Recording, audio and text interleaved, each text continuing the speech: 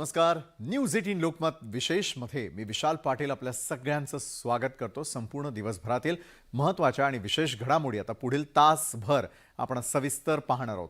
तर नाशिक आणि नागपूर पदवीधर विधान परिषद निवडणुकीवरून महाविकास आघाडीमध्ये बिघाडी झाली आहे. आधी महाविकास आघाडीची नियोजित बैठक रद्द झाली आणि त्यानंतर फक्त काँग्रेस आणि ठाकरेंच्या सेनेच्या नेत्यांनी एकत्र येत चर्चा केली. पण या बैठकीला राष्ट्रवादीचा एकही नेता उपस्थित नसल्याने ही बैठक केवळ एक फार्स ठरल्याची चर्चा आहे आणि याचवरून आता भाजपने महाविकास आघाडीमध्ये फूट पडल्याचा आरोप सुरू केलाय. विधान परिषदेवरून महाविकास आघाडीत वाद, महाविकास आघाडीची बैठक रद्द, विधान परिषद निवडणुकीने महाविकास आघाडीत फूट पडली. भाजप प्रदेशाध्यक्ष बावनकुळेंचा आरोप. विधान परिषदेच्या शिक्षक आणि पदवीधर मतदारसंघाच्या 5 जागांसाठी निवडणुकीचा प्रचार शिगेला पोहोचलाय. पण महाविकास आघाडीतला घोळ काही केल्यात थांबत नाहीये.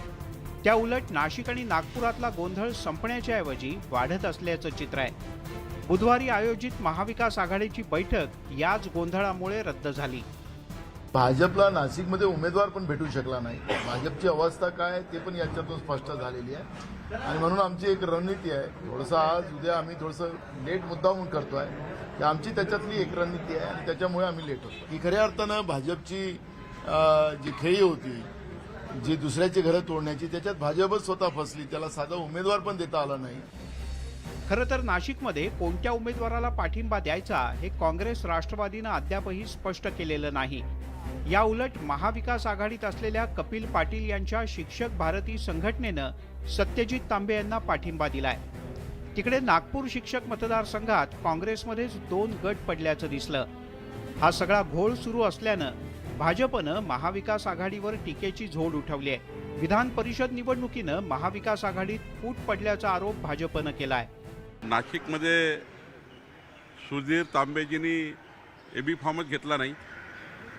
नागपूरमध्ये महाविकास आघाडीला 3 भाग झाले. पहिली सीट ठाकरे गटाला दिली आणि मग ती विड्रॉ झाली. काँग्रेसमध्ये आपसात भांडणं आहेत. काँग्रेस हे डुबतं जहाज आहे आणि काँग्रेसमध्ये कुणाचाही पायपोस कुणात नाही आहे. भाजपचे हे आरोप अपेक्षेप्रमाणे महाविकास आघाडीनं फेटाळले आहेत. पण आघाडीचा नाशिक आणि नागपुरातला गोंधळ संपण्याऐवजी वाढतच चालल्याचं चित्र आहे.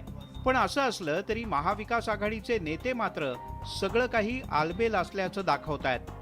फक्त एकाच जागेसंदर्भात संभ्रम आहे असं काही नाचक्की वगैरे झालं असं म्हणता येणार नाही. राष्ट्रीय एक विशिष्ट परिस्थिती निर्माण झालेली आहे. त्या बैठकीमध्ये उद्धवजी ठाकरे आणि अन्य लोकांशी बोलून अंतिम निर्णय घेतला जाईल.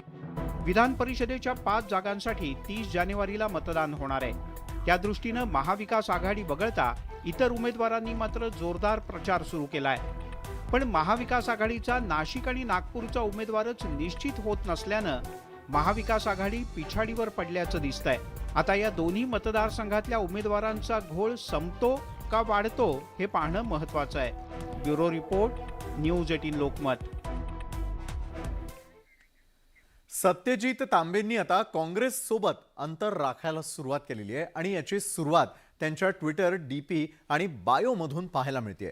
डीपी मधून काँग्रेसचा उल्लेख काढून तांबेंनी भाजपवासी होण्याच्या मार्गावर वाटचाल सुरू केल्याची चर्चा राजकीय वर्तुळात सुरू झाली आहे. सत्यजित तांबेंचा काँग्रेसला हात. ट्विटर डीपी बायोमधून काँग्रेस हटवली. वारसाने संधी मिळते. कर्तृत्व सिद्ध करावंच लागतं. तांबे कर्तृत्व सिद्ध करण्याच्या मार्गावर. वारसाने संधी मिळाल्याचं सत्यजित तांबेंनी मान्य केलंय. मात्र कर्तृत्व सिद्ध करावंच लागतं असं सांगत सत्यजित तांबेंनी कर्तृत्व सिद्ध करण्यासाठी सज्ज असल्याचं सांगितलंय. आता हे कर्तृत्व भाजपमध्ये जाऊन सिद्ध करणार का असा प्रश्न आता निर्माण झालाय. कारण ट्विटरवरून सत्यजित तांबेंनी काँग्रेसचा उल्लेखच हटवलाय.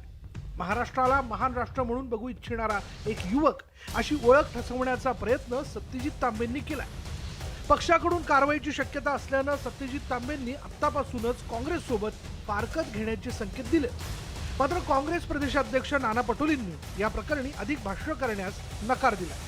सत्यजित तांबेने आपल्या फेसबुक आणि ज्या काही इतर प्रोफाईल आहेत सोशल मीडियाच्या त्याच्यामधून त्यांनी काँग्रेस पक्षाचं नाव हटवलं. याचा अर्थ त्यांनी काँग्रेस पक्ष सोडला असं मानावं? ते अपक्ष उभे झाले तर त्याच्यामुळे तो प्रश्नच नाही, त्यामुळे त्यांनी सोडला. नाशिक पदवीधर मतदारसंघात सत्यजित तांबेंची थेट लढत शुभांगी पाटील यांच्यासोबत होणार आहे.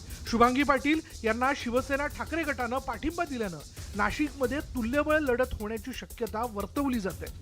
माझं याचं हे बघू शकतात, फेसबुक किंवा इंस्टाग्राम बघू शकतात. मी जशी आहे तशी प्रामाणिक आहे. मी माझं कोणतंच काहीच काढलं नाही. मी प्रामाणिकपणे लढा देते आहे.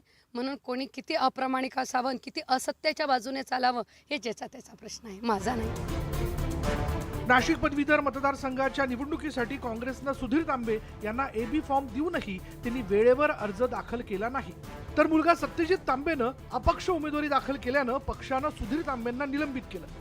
आता सत्यजित तांबे यांच्याही निलंबनाची कारवाई होण्याची दाट शक्यता निर्माण झाली आहे. त्यामुळे कारवाईच्या आधीच सत्यजित तांबेंनी काँग्रेसला हात दाखवल्याचं त्यांच्या कृतीतून स्पष्ट होत आहे. Bureau report, news 18 Lokmat.